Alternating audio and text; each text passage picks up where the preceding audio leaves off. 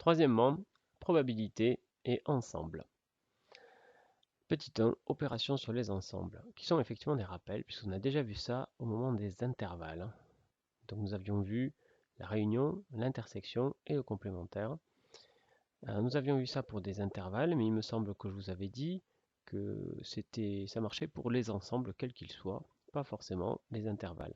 Donc là aujourd'hui on fait vraiment le cours sur les opérations sur les ensembles, sur ces trois opérations, dans le cadre le plus général qui soit, pour des ensembles. Et puisqu'on a vu que les événements en probabilité étaient des ensembles, eh bien voilà, ça va nous servir tout de suite en probabilité. Mais là, tout ce que je raconte, c'est valable pour les ensembles, quels qu'ils soient, pas forcément les ensembles probabilistes. Alors, les trois opérations sur les ensembles sont pas l'addition, la multiplication et je ne sais pas quoi, sont la réunion, l'intersection et le complémentaire. Alors, qu'est-ce que c'est que la réunion? Alors, si en proba, il est classique, et les ensembles, il est classique de les représenter par des patates. D'accord? Donc là, vous voyez, je vous ai fait un grand carré, c'est plutôt un rectangle, et j'ai mis oméga.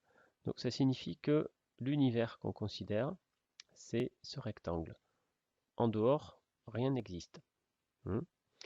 C'est exactement le raisonnement probabiliste. Quand je tire à pile ou face, tout ce qui m'intéresse, c'est la pièce et est-ce que ça fait pile, est-ce que ça fait face. Tout le reste, est-ce qu'il fait beau, est-ce que je suis sur la planète Mars, tout ça, ça m'est complètement égal dans le cadre de mon exercice sur les probabilités, hein, comprenez bien. Donc il y a des tas de choses en dehors de l'univers, mais elles n'existent pas. C'est comme si elles n'existaient pas. On se concentre sur notre expérience aléatoire. Donc dans cet univers, j'ai deux événements A et B. Comme A et B sont des ensembles, je les représente comme des ensembles, comme des ronds qui contiennent des choses. Il peut y avoir d'autres éléments que A et B, d'autres événements que A et B, d'autres issues d'événements élémentaires qui sont... Mais bon, là, ce qui m'intéresse, c'est les événements A et B. Qu'est-ce que c'est que la réunion?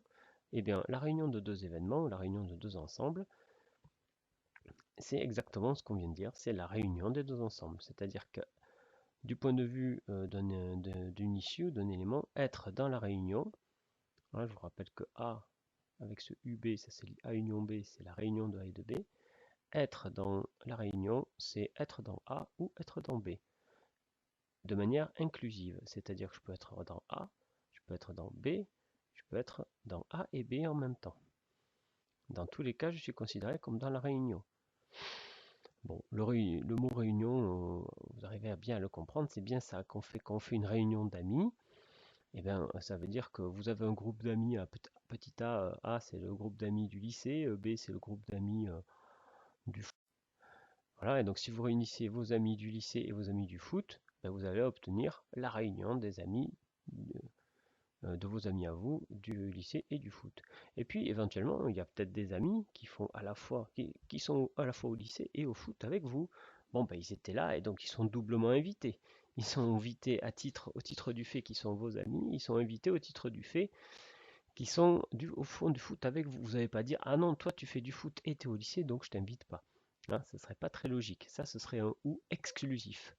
Hein, j'invite soit les gens qui sont amis avec moi du lycée, soit les gens qui font du foot avec moi. Mais s'ils font les deux en même temps, je les invite pas. Vous voyez bien que ça n'a pas de sens.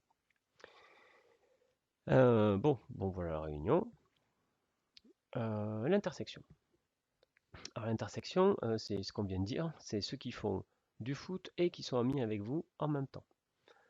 Donc vous voyez que là, il ne s'agit pas de réunir les gens, hein, il s'agit de sélectionner les gens. L'intersection, c'est vraiment une sélection. On prend les gens qui sont dans les deux, qui sont dans les deux groupes en même temps. Bon, ça, je pense que vous l'avez bien compris là. Donc je répète juste la définition en termes d'éléments. Qu'est-ce que ça veut dire si une issue appartient à l'intersection de A et de B? Ça veut dire qu'elle est dans A, mais aussi dans B. Il faut être dans les deux ensemble en même temps. Enfin, le complémentaire, alors, nouvelle notation, on va le noter, le complémentaire de A, on va le noter A avec une barre au-dessus. C'est quoi les gens? Alors déjà, c'est important, un complémentaire, ça a de sens par rapport à quelque chose. C'est-à-dire, dire je prends le complémentaire de A, oui, mais le complémentaire de A par rapport à quoi?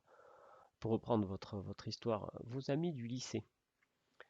Si vous voulez voilà, vous voulez inviter vos amis du lycée, et du coup vos parents, plutôt que vous demander qui est-ce que tu veux inviter, ils vous disent qui est-ce que tu veux pas. Ah oui, parce que vous allez inviter des tas de personnes, alors c'est plus simple. Qui est-ce que tu veux pas? Ben si vous dites je ne veux, je veux ne pas inviter que ceux qui sont pas mes amis au lycée. D'accord? Donc c'est le complémentaire de vos amis. Ça, c'est vos amis et vous voulez pas inviter tous ceux qui sont là-bas. Oui, mais alors, ça fait beaucoup. Ça veut dire que vous n'allez pas m'inviter, par exemple, parce que je ne suis pas un de vos amis au lycée. Donc, je ne suis pas vexé, vous inquiétez pas. C'est tout à fait légitime. Mais ça veut dire que vous n'allez pas non plus inviter Emmanuel Macron. Enfin bref, vous voyez ce que je veux dire? C'est par rapport à quoi le complémentaire de vos amis au lycée? C'est par rapport au lycée, c'est par rapport à Toulouse, c'est par rapport à la France, c'est par rapport au monde. Et s'il y a un extraterrestre qui se pointe à votre fête, il était invité ou pas? Ah oui, non, parce que le complémentaire, c'était par rapport à l'univers tout entier. Je m'égare un peu, mais c'était pour vous montrer que le complémentaire, il faut toujours préciser par rapport à quoi. Sauf que, dans le cadre des probabilités, il n'y a pas besoin de préciser par rapport à quoi. Parce qu'en probabilité, on est toujours par rapport à l'univers. Donc ça, c'est quelque chose de plus facile en probabilité. Donc vous n'avez pas besoin de préciser je fais le complémentaire de A par rapport à quelque chose. En proba, c'est toujours par rapport à l'univers. C'est pour ça qu'on ne va pas s'ennuyer à préciser par rapport à quoi, on va juste mettre une barre. Alors je précise un petit peu. Quand on faisait on avait vu par exemple n privé de 0. Je ne sais pas si vous vous souvenez, quand on avait fait les nombres rationnels, on avait dit que le dénominateur était entier privé de 0. On l'avait noté comme ça. Ça, c'est déjà un complémentaire. C'est je prends tous les nombres entiers sauf 0. Ça, c'est le complémentaire de 0 dans n. C'est-à-dire, si j'ai les nombres entiers, ça, c'est les nombres entiers. Hein, il y a 0, 1, 2, 3, et ils y sont tous. Et bien, si je veux le complémentaire de 0 par rapport à n, ça veut dire que je prends tout le monde sauf 0. Ouais, je prends tout ça. Ok. Sauf que c'est pas du tout le même, le complémentaire de 0 dans n et le complémentaire de 0 dans R. Vous voyez bien tout de suite que cet ensemble-là, il est beaucoup plus vaste. Hein, parce que dans cet ensemble, il y a 1, 2, 3, etc. Mais il n'y a que des nombres entiers. Alors que là, il va y avoir moins pi, racine de 3 sur 2, etc., etc. Et il y a aussi 1, 2, 3, bien sûr. Ici, notre référence est toujours oméga. Donc plutôt, quand je veux faire le complémentaire de A, je pourrais le noter comme ça, oméga privé de A. On décide de le noter à barre. C'est plus simple. Si vous voulez, ce privé là, hop, devient comme une barre. Sous-entendu, c'est par rapport à oméga. Bon, j'ai déjà beaucoup trop parlé de cette histoire de complémentaire. Généralement, vous comprenez bien. Remarque, on dit que deux événements sont incompatibles lorsque l'intersection est vide. Alors, qu'est-ce que ça veut dire ça? On va faire un petit exemple. Deux événements incompatibles lorsque leur intersection est vide. Alors déjà, comment ça se représente avec les mêmes mes sortes de patates là? Si là j'ai mon univers, voilà l'événement A. Comment dessiner l'événement B pour que A et B soient incompatibles? Alors, qu'est-ce qu'on a dit dans la remarque? On dit qu'A et B sont incompatibles si et seulement si l'intersection de A et de B est vide. Ça veut dire qu'il n'existe pas d'éléments qui soient à la fois dans A et dans B. Donc le seul moyen de dessiner B, enfin il y a plein de moyens de dessiner B, mais il faut qu'en aucun cas B ne touche A. Par exemple, hein, il n'y a pas d'intersection. Voilà deux événements A et B incompatibles. Bon. Deux événements incompatibles classiques sont un événement et son complémentaire. Regardez, voilà oméga, puis voilà l'événement A, que je vais dessiner en rouge. Ah, attendez, j'ai mon petit jouet. Hop, voilà. Loupé. Bon, c'est pas grave. Tant pis, il restera blanc, celui-là. Bon, alors ça, c'est l'événement A. Maintenant, en rose, je vais écrire l'événement A bar. Attendez. Du coup, A bar, ça va être tout sauf A. D'accord, ça va être les gens qui sont ici. Je vais mettre mon oméga ailleurs. Je vais mettre oméga ici. Là. Okay. Bon, bah allez, A bar, je le dessine avec mon seau d'eau là. en rose. Pouf, voilà A bar. C'est magnifique cette histoire. Vive le confinement, hein. Bon, qu'est-ce que vous en pensez? Eh ben, est-ce que vous diriez pas que A et B, A et A bar sont incompatibles? Non? Qu'est-ce que ça veut dire que deux événements sont incompatibles? Ça veut dire qu'on ne peut pas être à la fois dans l'un et dans l'autre. Ben, vous pouvez pas être à la fois dans un événement et sont complémentaires. Hein. Par exemple, si mon événement A, c'est être grand. Être grand, voilà. Je fais oméga, je tire des gens au hasard. Je prends des gens au hasard, voilà. Si c'est, ouais, être grand, c'est bête, hein, mais bon. Allez, être grand, être blond, on va dire, c'est plus objectif. Parce qu'être grand, ça dépend dans quelle population vous vous mettez. Bon, être blond. Du coup, son complémentaire, c'est ben, ne pas être blond. Hein, donc, être châtain, être chauve, être ce que vous voulez. Hein. Et ben, donc voilà, vous pouvez pas être à la fois être blond et ne pas être blond. Donc vous voyez que A et A bar sont toujours incompatibles, car par construction même. Donc voilà deux exemples incompatibles, classiques. Deuxième remarque absolument fondamentale, le complémentaire d'une réunion et l'intersection des complémentaires. Alors ça, c'est ce qu'on appelle la loi de De Morgan. Je vais vous la définir un peu plus en bas. Loi de De Morgan. Qu'est-ce qu'il dit? Il dit que A et B sont des événements quelconques. Si je m'intéresse à, comment je vous l'ai dit, la complémentaire de la réunion. D'accord. Alors, la réunion sont complémentaires. Alors, tiens, oui, pourquoi je fais un... D'abord, il faut que je précise deux, trois trucs. La longueur de la barre, c'est exactement comme pour la racine carrée. C'est-à-dire que ça, c'est pas la même chose que ça. Si on fait les ordres, les priorités de calcul, parce qu'on fait du calcul là, là la priorité dans A union B bar, c'est d'abord on fait la réunion de A et de B, et ensuite on fait le complémentaire. Alors que dans A bar union B bar, c'est d'abord je fais la réunion, puis je fais les complémentaires. Je dis n'importe quoi. C'est exactement l'inverse, pardon. N'importe quoi. D'abord je fais les complémentaires, puisque ce sont des petites barres, je dois commencer, et après je fais la réunion.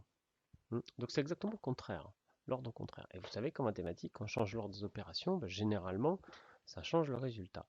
Et bien précisément, puisque De Morgan, il nous dit que le complémentaire de la réunion, c'est l'intersection des complémentaires. Donc quand même, la réunion est changée en intersection. C'est pas rien. Alors on va démontrer ça. Enfin, on va pas tout à fait le démontrer. On va l'illustrer graphiquement. Ce qui est largement suffisant à notre niveau. Alors, donc je vais me placer dans un univers où j'ai un A et un B. Alors, A union B bar, qu'est-ce que c'est? On va représenter ce que c'est ici, A union B bar, et à côté, on va représenter ce que c'est A bar inter B bar. Et si les deux dessins coïncident, ben, on aura bien montré que c'est bien égal, hein, si ça coïncide. Alors, A union B, qu'est-ce que c'est? Ben, pour une première fois, on va justement pouvoir utiliser mes histoires de couleurs là. A union B, je vais le faire en rouge, le A union B. Et ben donc c'est A union B, c'est tout ça, A union B. Et maintenant son complémentaire, ben, c'est tout sauf lui. Donc c'est ça. Donc le complémentaire de A union B, je le fais en rose. On est d'accord? Alors maintenant continuons. A bar, qu'est-ce que c'est? Le contraire de A, c'est quoi? Le complémentaire de A, je vais le faire dans deux autres couleurs, hein, par exemple le vert et vert clair. Alors A bar, c'est tout sauf A. C'est-à-dire ça, ça aussi. Oui. Tout sauf A, vous êtes d'accord? Ça, c'est le complémentaire de A. Et maintenant, le complémentaire de B. Alors, le complémentaire de B, qu'est-ce que c'est? Le complémentaire de B, c'est tout ça. Mhm.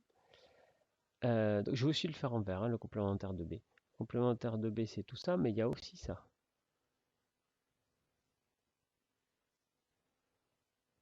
Ah ouais, je vais le faire en vert clair. C'est un peu compliqué, hein. Alors, le complémentaire de B, c'est tout ça et ça.